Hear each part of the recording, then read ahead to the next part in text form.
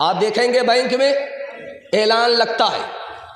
اعلان کیا ہے؟ پالیسی ہے کہ 10 لاکھ جمع کرو سیدھے اس کا ڈبل ملے گا، 20 لاکھ ملیں گے. 20 لاکھ کے چکر میں مسلمان ہو کر کے پیسہ جمع کرتا ہے. اس کے بعد جب مدت پوری ہوتی ہے، یہی مسلمان ڈبل لینے کے لالچ میں لائن میں لگ گیا، پتا چلا کہ آنکھ بند ڈبہ غائب، آفس ہی غائب ہو گئی ہے، سنگل تو ملا نہیں، ڈبل کے چکے میں رہے، دنیا الگ گئی، دین الگ برباد ہوا. تیسری مثال آپ کے سامنے رکھنے کے لیے جا رہا ہوں. سماج میں کتا گھومتا رہتا ہے، آپ دیکھیں گے وہ ٹانگ اٹھا کر کے پیشاب کرتا ہے. کتا ٹانگ اٹھا کر کے پیشاب کرتا ہے. دھیان سے سنیے گا، جس طرح جو لوگ سن رہے ہیں، جس طرح سن رہے ہیں، اللہ کا شکر ہے آپ بہت بہتر طریقے سے سن رہے ہیں. اللہ آپ کو جزائے خیر دے. کتے کو دیکھیں گے آپ، وہ ٹانگ اٹھا کر کے پیشاب کرتا ہے. یہ راز میں آپ کو بتانے کے لیے جا رہا ہوں. کتے کو دیکھیں گے جب وہ گزرتا ہے تو زمین کو سونگھتا ہے. اس کا راز میں آپ کو بتانے کے لیے جا رہا ہوں. کتے کو اگر آپ روٹی کا ٹکڑا دیں گے تو وہ دم ہلائے گا. یہ فلسفہ میں آپ کے سامنے رکھنے کے لیے جا رہا ہوں. اور روٹی کا ٹکڑا اگر آپ نہیں دیں گے تو وہ آپ کو آنکھ دکھائے گا. اس کی وجہ میں آپ کے سامنے رکھنے کے لیے جا رہا ہوں.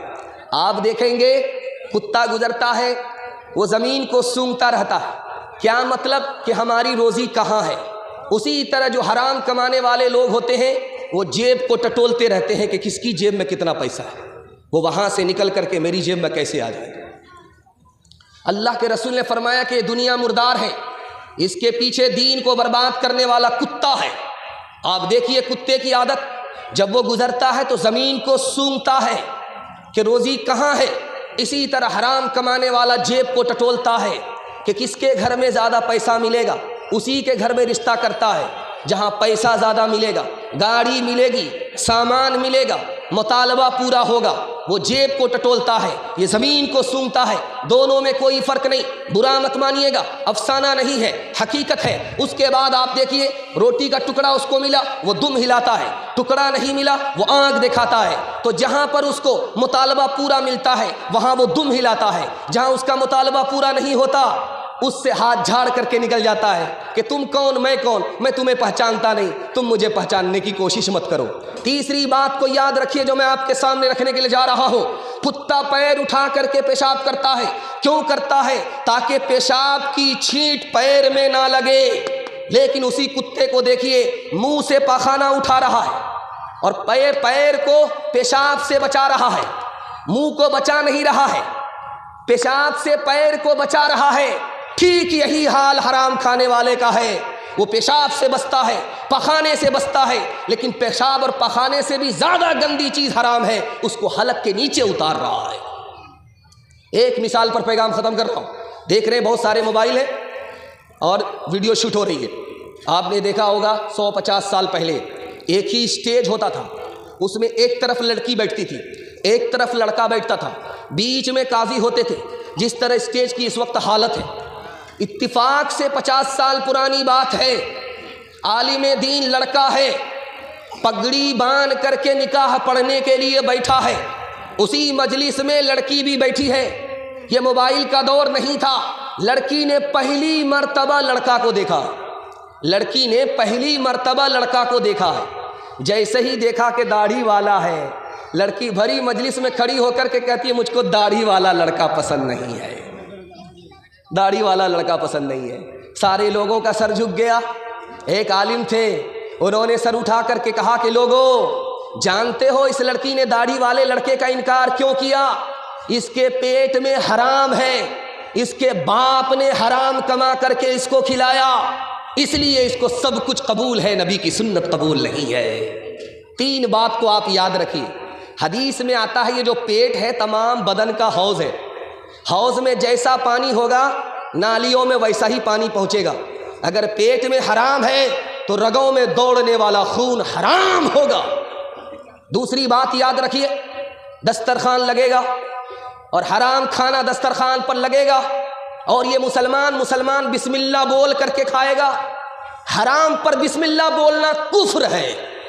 دیکھیے دوسرا نقصان. تیسرا نقصان، اس کے دسترخوان پر اس کی بیوی بھی کھائے گی، اس کے بچے بھی کھائیں گے، خاندان کے لوگ بھی کھائیں گے، کمانے والا ایک، گنہگار ایک، اور سب کو سزا ملے گی۔ قصور ایک کا اور سب کو سزا مل رہی ہے۔ دعا قبول نہیں، صدقہ خیرات قبول نہیں، اور خرچے میں برکت نہیں، اور جو چھوڑ کر کے گیا وہ توشے دوزخ ہے، توشے جنت نہیں ہے۔ ایک مثال پر پیغام ختم کر رہا ہوں۔ انشاءاللہ حلال کمانا چاہتے میں 3 راستہ بتا رہا ہوں۔ سود کی کوئی ضرورت نہیں ہے، رشوت کمانے کی کوئی ضرورت نہیں ہے، سود سے زیادہ آپ ترقی کریں گے۔ میں راستہ بتانے کے لیے جا رہا ہوں، آپ عمل کریں گے، دونوں ہاتھ اٹھا دیجئے انشاءاللہ۔ ہم اپنے جوانوں سے کہہ رہے ہیں 3 راستے سے آپ پیسہ کمائیے۔ میں راستہ بتا رہا ہوں۔ کسی کو قرض دیجئے اور اس سے کہیے تم کاروبار میں لگاؤ، نفع ہوگا تو میرا حصہ بھی نکالنا، نقصان ہوگا تو میرا حصہ بھی کاٹ دینا۔ اس طرح سے اگر آپ کاروبار کریں گے تو اس غریب کا مسئلہ بھی حل ہو جائے گا، اور آپ کو نفع جو ملے گا وہ تجارت کا نفع ہوگا، سود کا نفع نہیں ہوگا۔ دوسرا طریقہ میں بتانے کے لیے جا رہا ہوں، دھیان سے سنیے گا۔ جو سامنے والا آدمی آپ سے پیسہ مانگ رہا ہے کہ 50,000 روپے قرض دے دو، اس سے پوچھئے کہ تم 50,000 روپیہ کیوں لینا چاہتے ہو؟ تو وہ کہے گا کہ ہم کو مشین خریدنی ہے، تھریسر خریدنا ہے۔ آپ خرید کر کے تھریسر دے دیجئے، آپ خرید کر کے مشین دے دیجئے، اور اس پر کرایہ رکھ دیجئے۔ جب تک وہ مشین جاری رہے گی آپ کا کرایہ اٹھتا رہے گا، آپ کا پیسہ اپنی جگہ، نفع اپنی جگہ، ادھر سے بھی بھلائی حاصل ہو گئی، ادھر سے بھی آپ کو بھلائی حاصل ہوگی۔ تیسرا طریقہ میں آپ کے سامنے رکھنے کے لیے جا رہا ہوں۔ وہ جو سامان خریدنا چاہتا ہے آپ اس کو خرید لیجئے مارکیٹ میں، اور نفع رکھ کر کے اس سے بیچ دیجئے، اس کا کام بھی بن گیا، آپ کا نفع بھی حاصل ہو گیا۔ آم کا آم، گٹھلی کا دام۔ ایک آخری مثال ہے، حلال کمانا ہے، حساب سے خرچ کرنا ہے۔ میں گارنٹی لے کر کے جاتا ہوں 1 سال میں آپ کو 10 سال کے برابر ترقی ہوگی۔ مسند رسول پر میں گارنٹی لے کر کے جاتا ہوں، حلال کمائیے، حساب سے خرچ کیجئے، 1 سال میں آپ کو 10 سال کے برابر ترقی ہوگی۔ دکھانے کے لیے جا رہا ہوں، قارون زمین میں دھسا دیا گیا۔ کیسے دھسایا گیا دکھانے کے لیے جا رہا ہوں۔ 40 سال وہ پہاڑوں میں عبادت کر رہا تھا، شیطان آیا انسان کی شکل میں، اسے وہاں سے زمین پر لے کر کے آیا جنازے کے بہانے سے۔ اس کے بعد کہا کہ تجارت کرو، کب تک دوسرے کی خیرات میں پلو گے؟ تجارت کرو، 1 دن تجارت کرو، ہفتہ بھر عبادت کرو۔ اس کے بعد شیطان نے ٹائم بدل دیا، کہا 1 دن عبادت کرو، 1 دن تجارت کرو۔ تجارت نے عبادت کو کھا لیا اور قارون باغی ہو گیا، زکوٰۃ کا انکار الگ کیا، موسیٰ علیہ السلام پر انگلی الگ اٹھائی، زمین میں دھسا دیا گیا۔